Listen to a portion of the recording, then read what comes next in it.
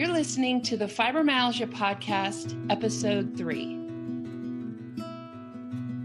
Welcome to the Fibromyalgia Podcast. I'm your coach, Tami Stackelhouse. And today we are going to be talking about my story. So you can learn a little bit more about me and how we got here. And to do this, I have invited a friend of mine, Heyward, to interview me. She's someone that I've known for the last couple of years, but she doesn't really know my story. And so I think that that will bring out maybe a little bit of a fresh perspective, things maybe I haven't thought about in years, and give you a different insight into who I am and how I got here. Thanks for doing this, Lee. Thanks for having me. This is exciting. Awesome. So I will just turn it over to you at this point, and I will be the guest. Okay. All right. This is it. This will be my show now.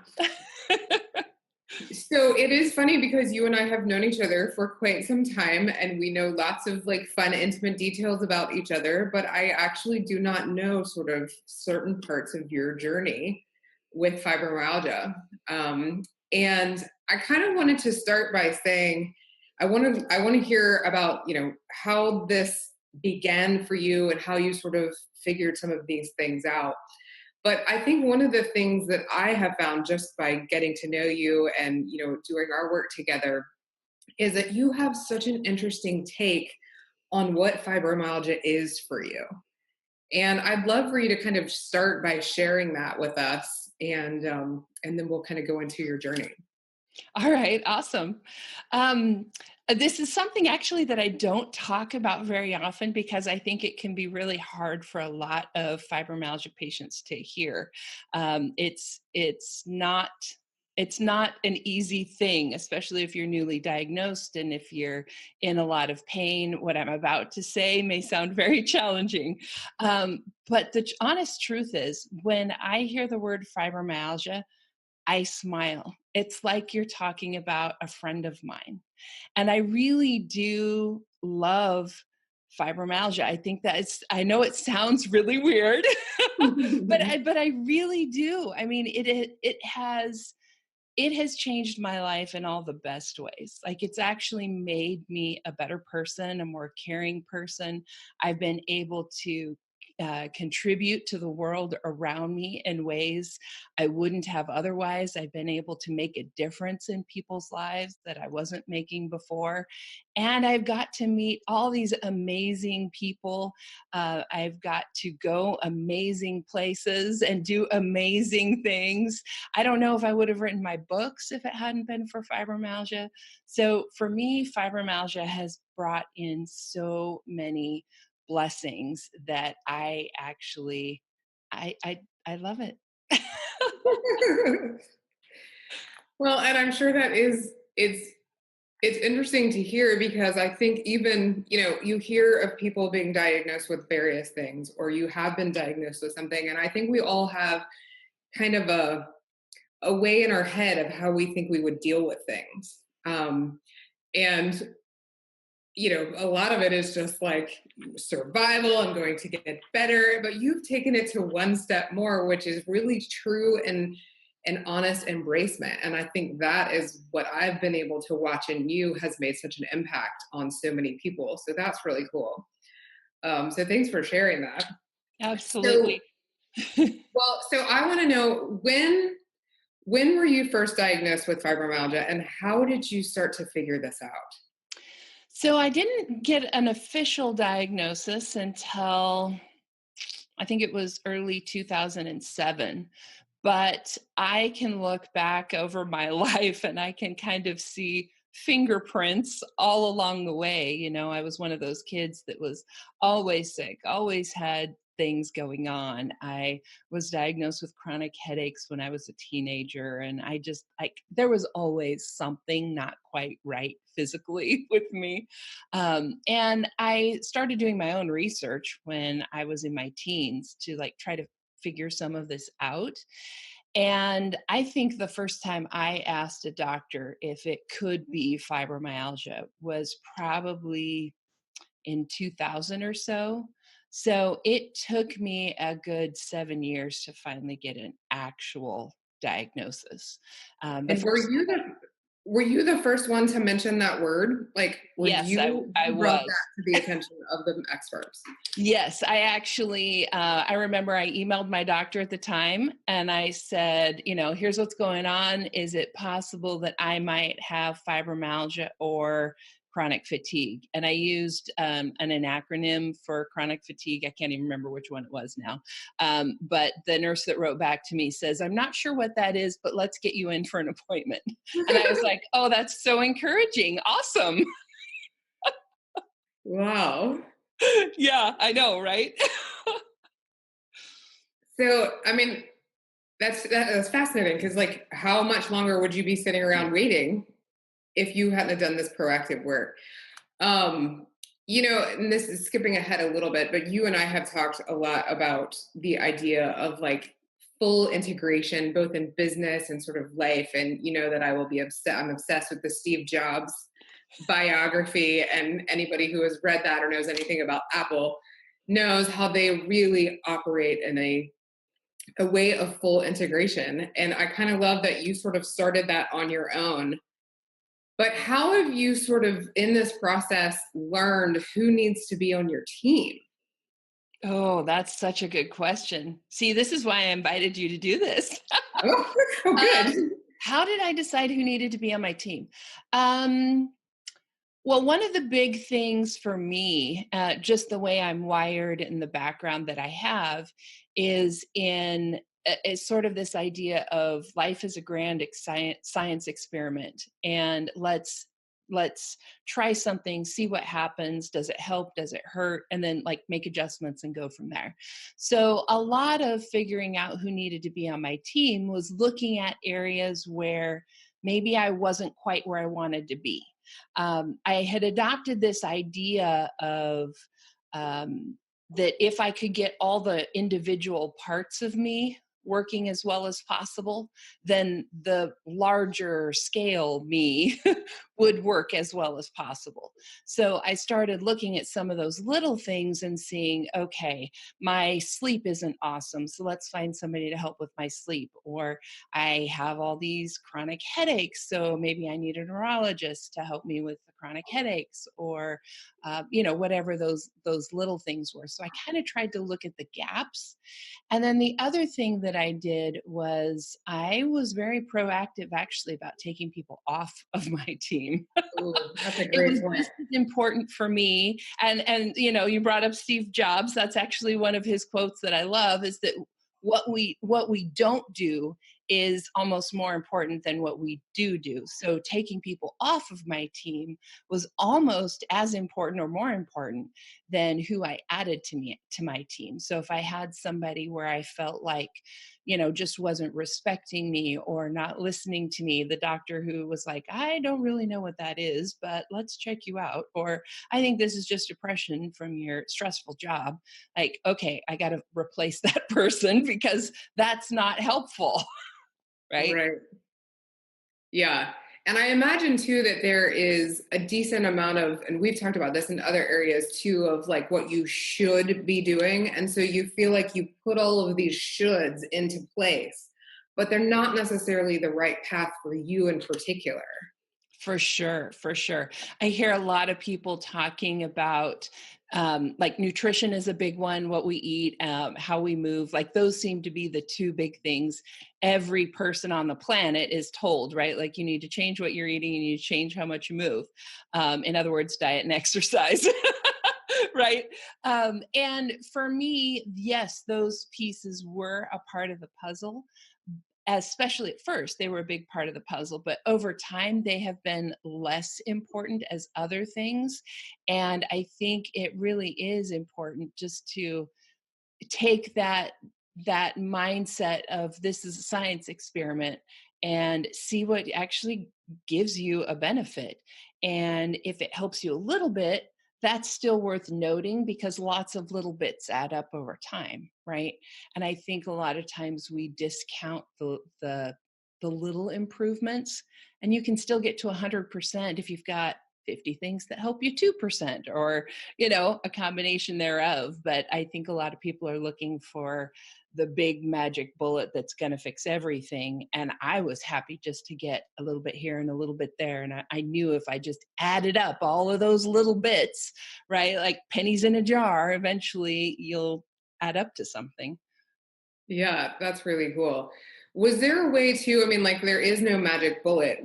Did you have anything where you, I don't know, that you recommend to people in ways where you like were tracking things that you tried, or like, you know, were ways that you could sort of track here are the positive upswings that we're looking at?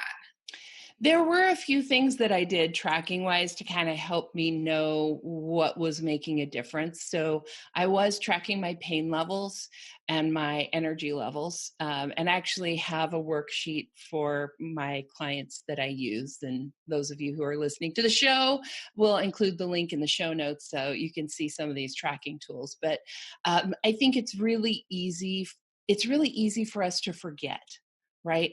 Like what it actually was.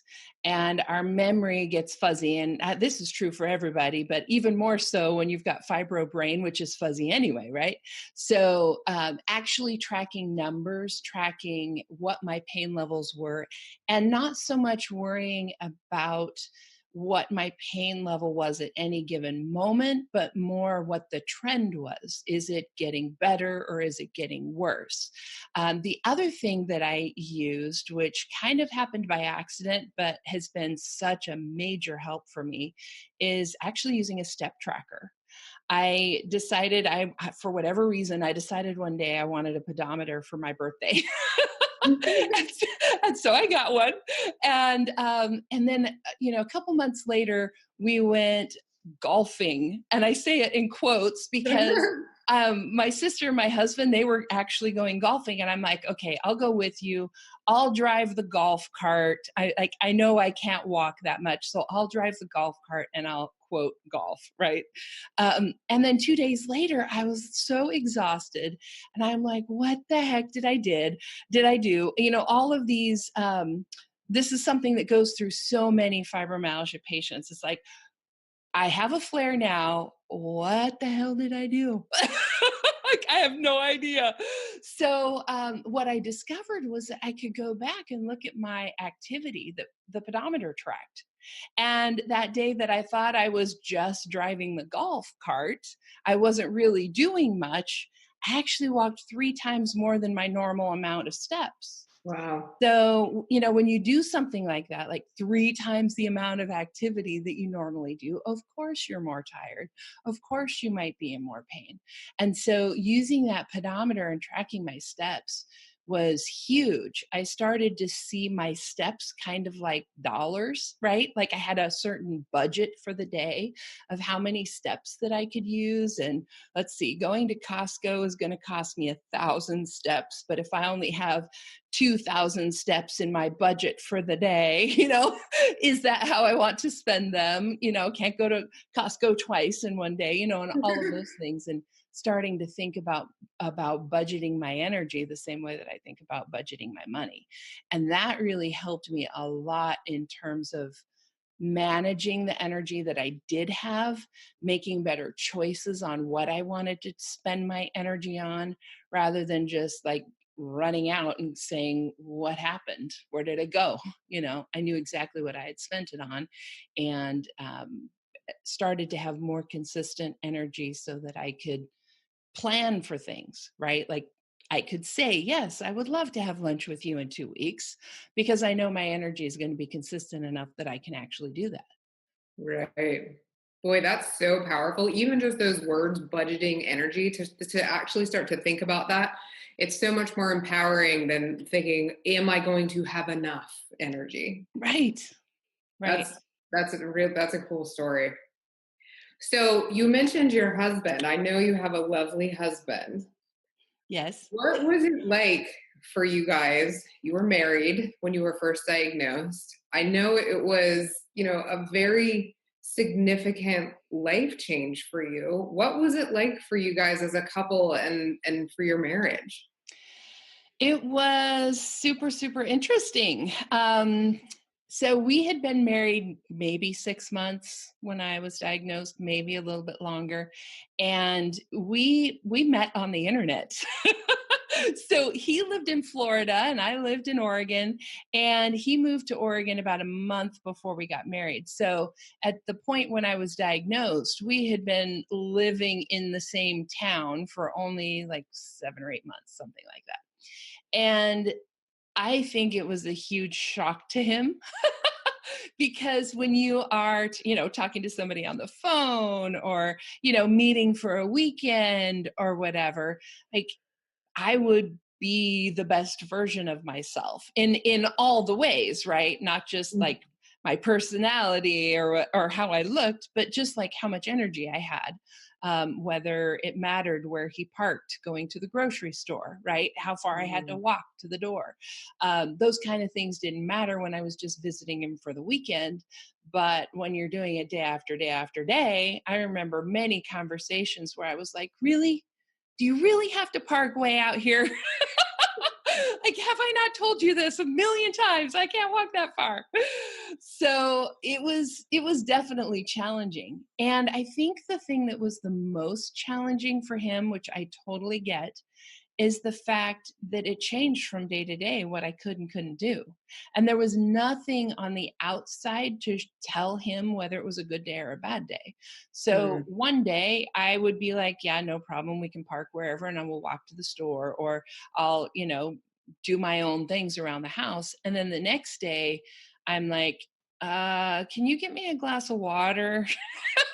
And I just like I can't do as much. And there's no, like, to him it's all the same and very confusing. Why today can you not do this when you did that exact thing yesterday? And just the fluctuations of my energy and my pain levels, and it being something that he couldn't see, I think Mm. really tough. That's really challenging. So, and I'm sure you probably talk about this with your clients, but I'm curious, like, what have you learned in terms of like, how do you communicate that to a spouse or to a loved one to sort of do it in a way that doesn't make you feel like, you can't park there. I can't, you want to be empowered and feel good about yourself, but also have that person that you love understand. Like, how do you do that? It's hard, and I think you have to find what works for you. So, but the biggest thing is just that word communicate, right? Like Mhm. you cannot expect them to read your mind.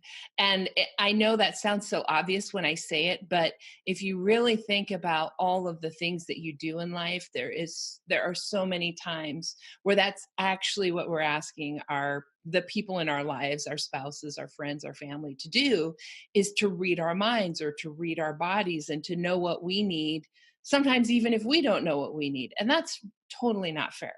It's not fair to them and it's not fair to you because you're not getting what you need. So the biggest thing is just to like figure out a way to communicate, share that.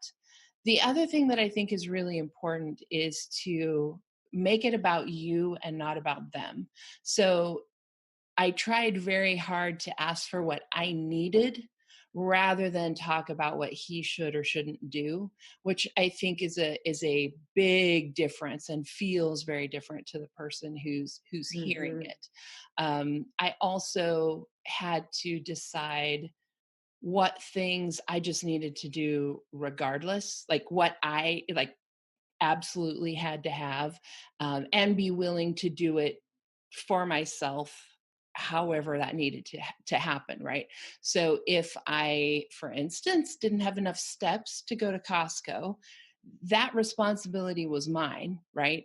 And if he wanted to go to Costco, then my responsibility is to, sit in the car and wait, or not go at all, or whatever, and not really expect him to change what he's doing, right? Like if he wants to go, he can still go. That's totally fine. I just need to stay home because I've used all my steps for the day, right? Right. And really be good about choosing to do what it is that you need to do and not expecting other people to change what they're doing because of it, which means of course we've got to do a lot of inner work on ourselves, being okay with that.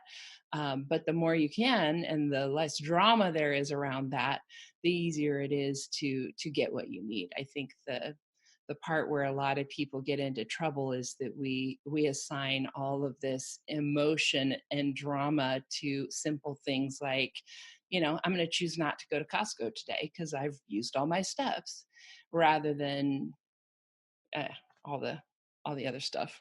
Right. Yeah, it's a little bit of a shift.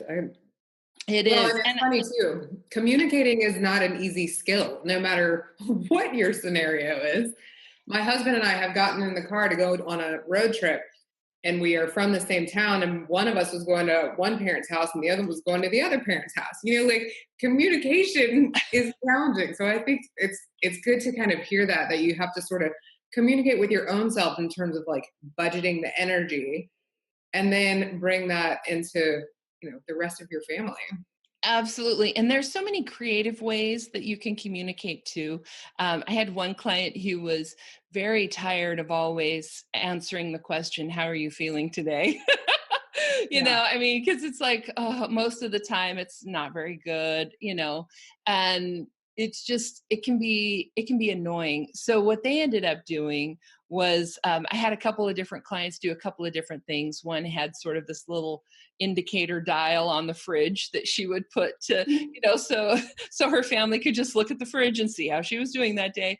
And then I had another client who had like a jar full of rocks, like decorative rocks on the kitchen counter. And the level of the rocks was how good she felt, right? And she said that it gave her such satisfaction when she was having a bad day to just pour those rocks all over the counter.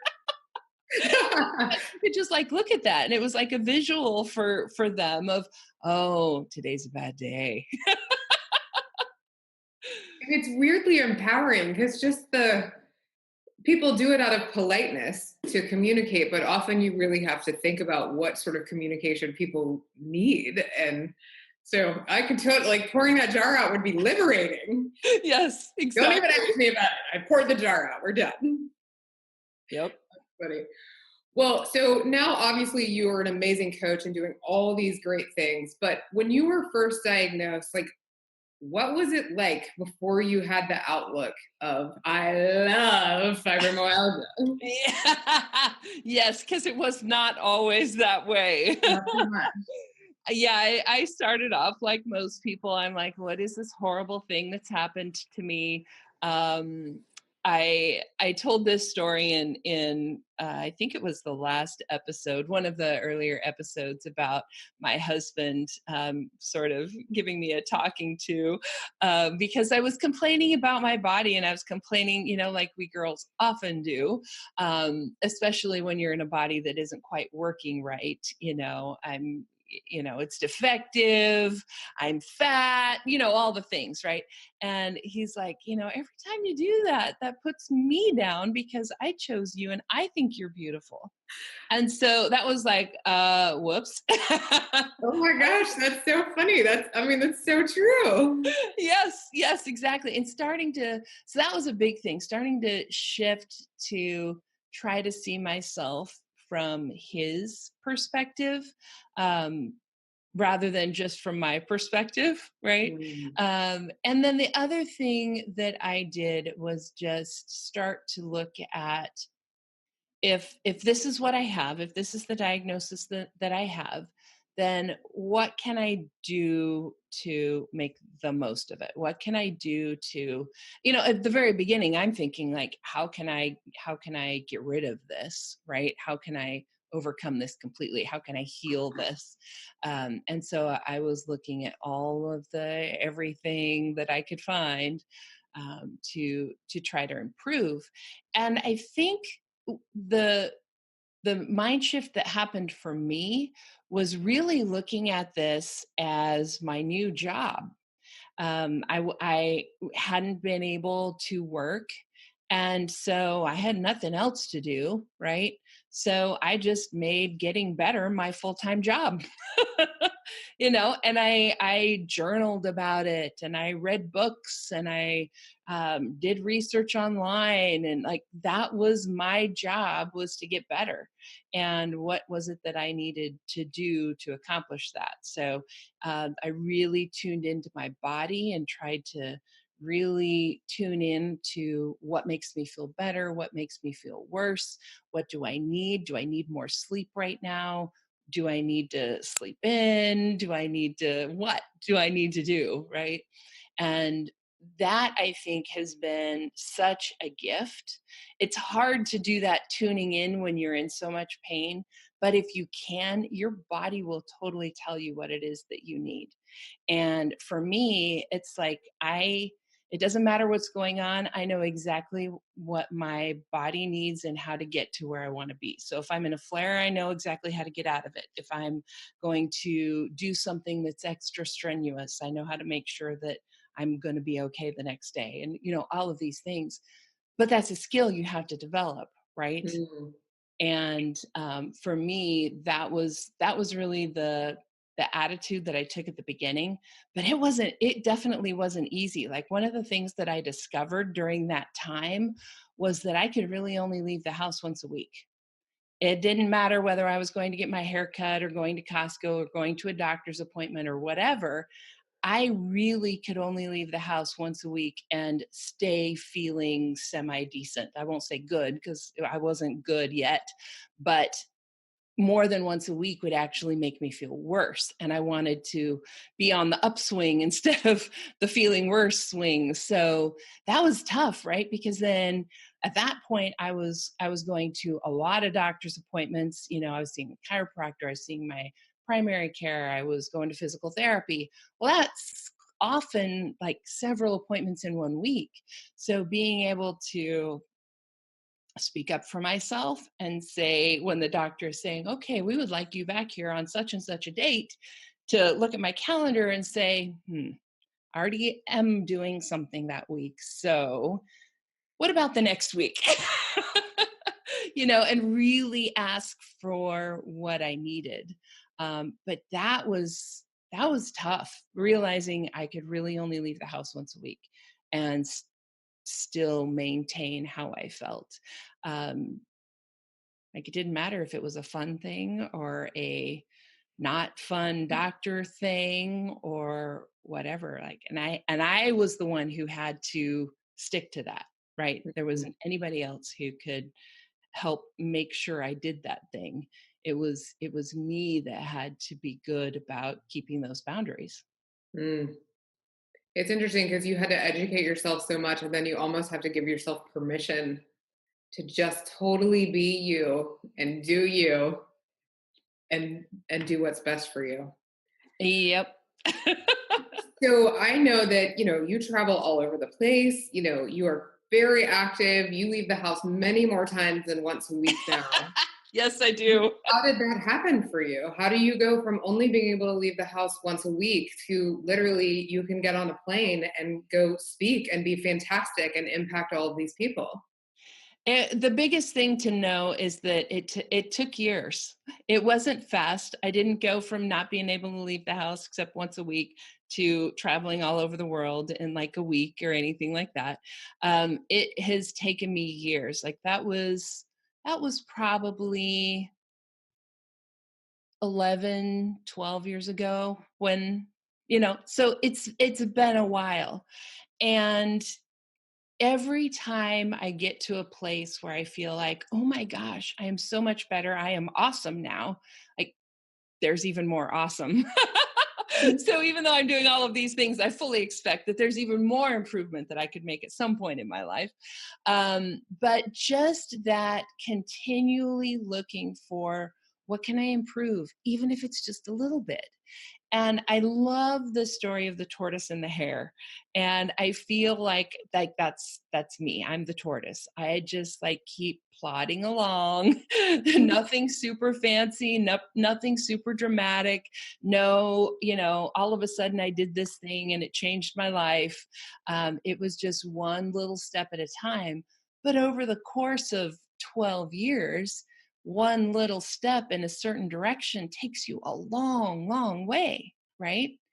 And that, I think, is the most important part, is that you just don't stop and you just keep going in the direction that you want to be. And there's this weird balance that we have to do between accepting where you are and wanting something better, right? And if you get stuck with accepting what you are, then you get stuck, right? And you might like never get better. But if you get stuck on the other end of only wanting to get better, then it makes for a situation where you're always pushing, you're always striving, you're never happy, you're not enjoying the journey. And so trying to find that balance. And so for me, it's been a lot of just, like I said, tuning into where is something that isn't quite as awesome as I would like it to be, and what's a step that I can do to take that. And, there's even been changes, like people wouldn't see it from the outside, but there's even changes that have happened in the last 2 or 3 years, especially in regards to my travel. So I haven't taken daily pain medication for a very long time. But when I would travel, I would do that just sort of as a preventative measure, right? I'm going to be stuck in an airplane for 6 hours. So I'm going to take some pain meds so that when I get off, I can actually move. Right. And then one day, a couple years ago, I was getting ready to go on a trip and I noticed I didn't have enough medication to do that the way I normally do. So I'm like, I was super nervous. But I thought, okay, I'm doing pretty well. Let's try and see what happens. And I'll just take it if I feel like I needed it. And I did still have to take it 1 or 2 times on that trip. It was about a week-long trip. But I didn't have to take it as much as I thought that I would have to take it. So I'm like, wow, like that was an improvement. Nobody on the outside actually saw that. But for me, I was like, wow. And so now I don't even, the only times I really have to, the only times I really have to take pain meds is if I sleep on a bad bed. That is like the thing that will totally kill me every time. But for the most part, yeah. So just looking for those little things. The Just, little thing. yeah. Well, and you had to do so much of the education. I mean, I know obviously this has now become your job and your life's work, but how much, like, if that education would have existed and you didn't have to go do all of those things, could you have done it faster? Oh, for sure. Absolutely no question. So thinking about where I've come since I was diagnosed 12 years ago, obviously it took me 12 years to get here, right? But there's a certain amount that your body just needs time to heal, right? There's a certain amount where you can't go faster.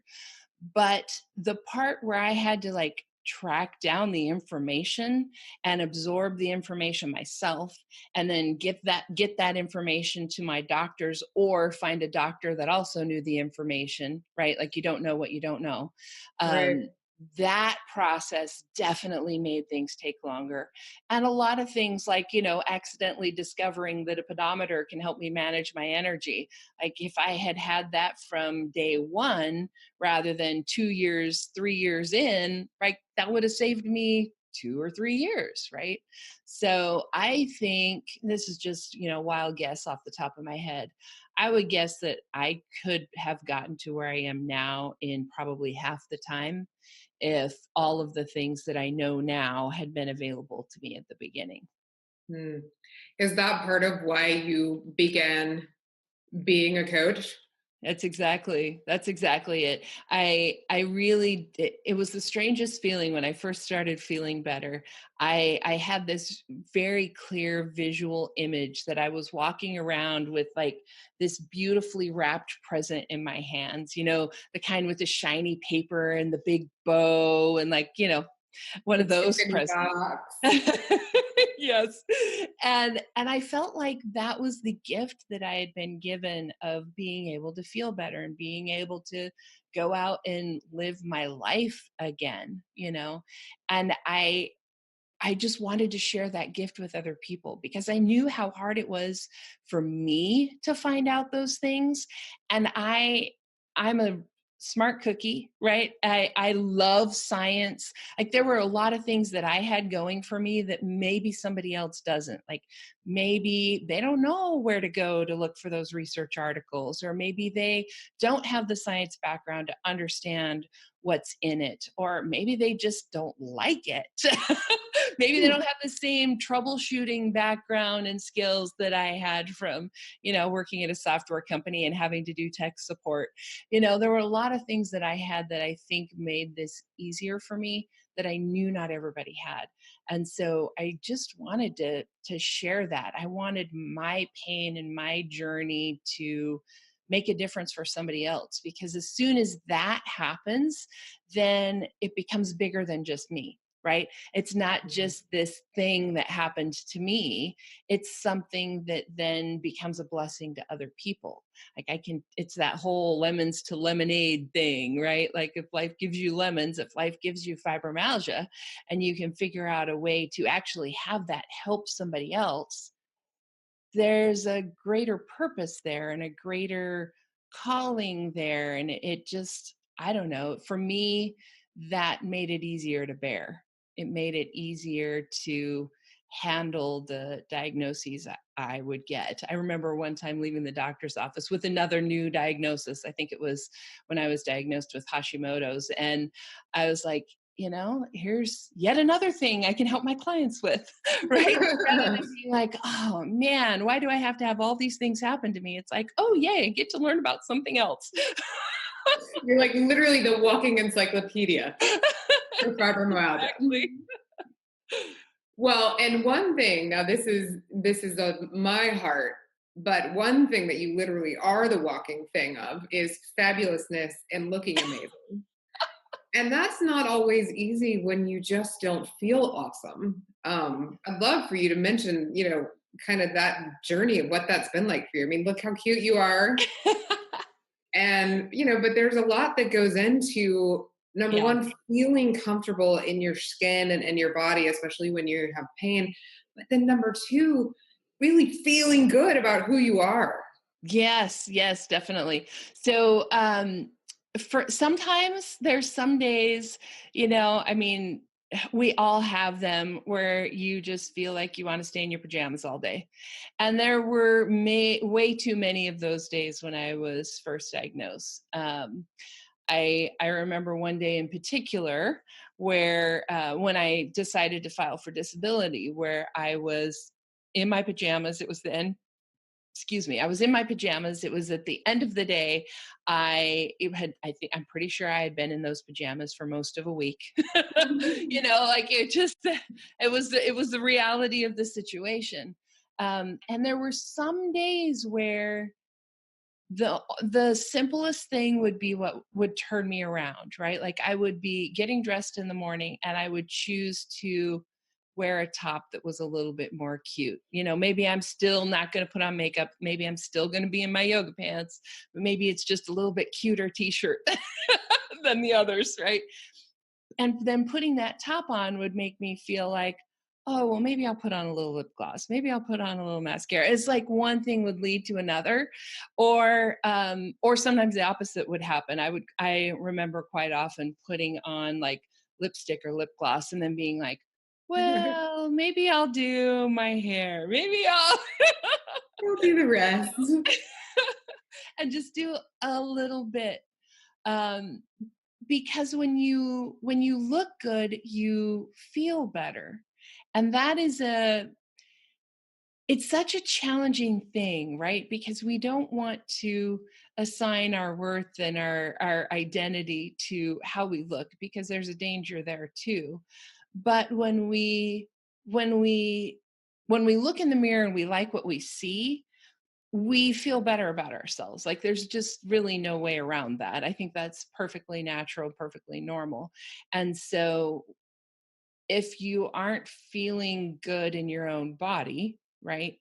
What can you do to feel good in your own body? Like it doesn't matter if you're having a bad hair day or if you have fibromyalgia. I think the concept is kind of the same, right? Like what can I do to like how I feel in my body? And it's A lot of it is listening to what actually makes you feel good and what doesn't, right? So there might be clothes that when you put them on, actually don't make you maybe you look good in the mirror, but they actually don't feel good on your body. Mm-hmm. I have learned a lot, especially working with Lee, about what feels good on my body. Like, for instance, the materials have to have a little bit of stretch. I can't wear like a normal button up woven shirt. It just is not comfortable. It just doesn't feel good. My fibro body needs that little bit of stretch. Little things like that, how they fit, where they sit on my body, what necklines are like, certain things trigger my headaches, like actually being aware of all of that and starting to build a wardrobe of clothes where everything actually feels good on my body. And it doesn't matter what I go in and I choose, I still I feel good, which makes it easier to look good, but also realizing that whatever it is for you that helps you feel that way. I have one friend who wearing boots makes her feel like a badass. Right? So whatever your thing is, and realizing that fibromyalgia does change what feels good, right? So another friend of mine loved to wear heels, but she can't wear heels with fibromyalgia. But I would ask the question, so what would give you a similar feeling? Maybe you can't wear heels again, but is it the strappiness of the toes, where maybe like you could wear low-heeled strappy things and kind of get a similar feeling, or whatever that might be. I think it's important for us to just tune in to what actually makes you feel good, what doesn't, and then what are the easier ways to get there. One of the things that I do often is I have somebody do my hair. That's very tiring in a fibro body. Washing your hair is a hard thing to do, but you can find a local beauty college that'll wash and dry your hair sometimes for less than $10, and that can just be a nice way to treat yourself, and also realizing the times when it's okay not to do all of the things. A few years ago, I was talking with one of my clients and she was asking me, do you get up and put on makeup every day? And the answer is no. I don't necessarily. When I'm sitting there on my zero gravity chair doing my client calls with my headset on, like, in some ways having makeup on makes it a little bit more annoying, right? Like makeup gets on the headset and right? So it just depends on what helps me feel my best in that particular moment. So for me, it's actually more about how I feel than how I look, and sometimes how I look affects how I feel. Mm-hmm. So Yeah. long rambling answer there, but Well, and right now trending on Netflix is the show Tidying Up by Marie Kondo. So everyone, and I read her book years ago, but her whole concept is do what brings you joy. And I really feel like so much of what you do and what you've been able to do in your work with fibromyalgia and as a person with fibromyalgia is actually pull the joy out of it, which sounds insane. But that's really what you've done. You've really sort of brought it in and embraced it. And so I don't know, it's interesting. So just talking about like, clothing or hair or pajamas that, even if you aren't leaving the house, just that little thing that brings you joy. mm-hmm. I love seeing you do that. That's very cool. Yes. And I think that for many of us, fibromyalgia can be a massive taking away of things. Maybe you can't eat the things you used to. You can't do the activities you used to. You can't, maybe you can't even do the job or be the kind of mom you used to be. And so there's like all of these things that fibromyalgia kind of takes away from us. And so I think we have to be so much more purposeful about adding in the things that bring us joy. And there's a whole exercise that I have in my first book about building your joy list and how to add it back into your life.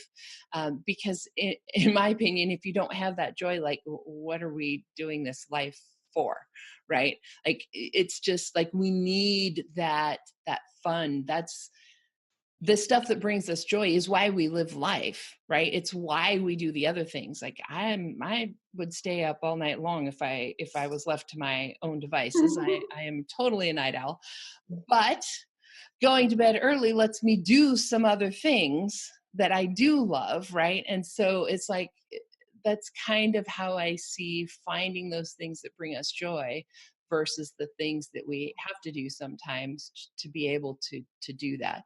And so we've got to be super, super conscious of it. And we've got to be very purposeful about adding those things in. Otherwise it's just a very depressing situation. And that's I think where people begin to really feel like prisoners in their bodies, is when they don't have those joyful things that they can add in and enjoy, whatever they are for you. Yeah, that's cool. So I won't keep you too much longer. But so you are a successful entrepreneur. You are a woman who has learned the ins and outs of fibromyalgia, continues to learn, because, we all continue to learn about everything.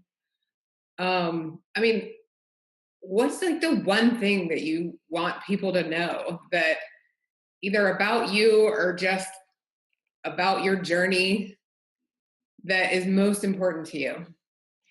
I think the biggest thing, and we've talked about it a little bit in here, is just, where I am and the way I talk about fibromyalgia and the way I talk about my life might seem so far from where you are right now.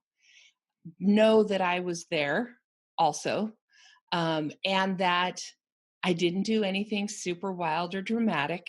Mhm. It was just very doable activities, little bit by little bit over the course of time, and just making that choice to continue that path. There were many, many times that I would have loved to have quit. Like, truly, feeling your best is a full-time job. Healing is a full-time job. And sometimes you want a vacation. But just continually choosing that path.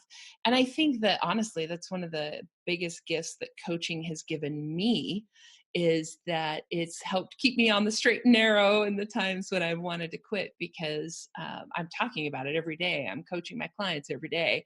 And as I hear the words come out of my mouth as I'm coaching them, I'm coaching myself at the same time, just to like keep going, keep looking for that tiny little bit of improvement, and know that this is a marathon and not a sprint. So this isn't you're going to feel as awesome as I do a month from now or a year from now. That it's a long game that we're playing here. And so don't give up, accept those little wins along the way, and find help if you need it. I know there is no way that I would be where I am if I hadn't had a coach. I mean, hiring a coach was actually the thing that turned everything around for me. And so I believe in coaching, not just because I am a coach, but more because it is the thing that changed my life. Hiring a coach and working with a coach. But we all need that person alongside of us to cheer us on, because it can get very discouraging when you've been doing the same thing for a year and you're not seeing the improvements yet. I mean, for me, coming off of medications was, I don't know, a 3 or 4 year process. And I think that that's the kind of thing that makes it super easy to give up when it takes that long. So yeah, know that you're not going to get to where I am that fast, super fast. But you can possibly, depending on what else is going on in your life, get to where I am, if you look at it as a long game. Well, and I think for me, before I met you, I didn't know that there was such thing as a fibromyalgia coach. I mean, and I know you talk about this on the podcast, but just like, what does that mean exactly? Like, Yeah, that's a good question. We will be talking about that. But in a nutshell, it's like any other coach, right? Like I think most people are familiar with the idea of a basketball coach or a football coach, or maybe even a business coach, maybe even a life coach, who really is just helping you get the best out of yourself. So a fibromyalgia coach is just a coach, but we are totally focused in on fibromyalgia. So if you are struggling with your fibromyalgia, a fibromyalgia coach is going to help you with that exact struggle that you're having. So we're going to help you find the treatment options that are going to give you your best results. If you don't have a background like I did in troubleshooting and figuring out if this helped, if this hurt, that's the kind of thing a coach can help you with. Look for patterns in your life. Oh, every time you eat tomatoes, 2 days later, your pain is higher. True story, right? So, but not something you would notice yourself. It was only me seeing a client's food diary that I was able to see that. So we are really totally focused in on helping you get your best life possible when you have fibromyalgia. We are educated in the science. We understand the medications and the treatments. We know we have a whole history of things that have worked for us, worked for our clients, and we can ask the right questions to help you figure out what's going to help you the most.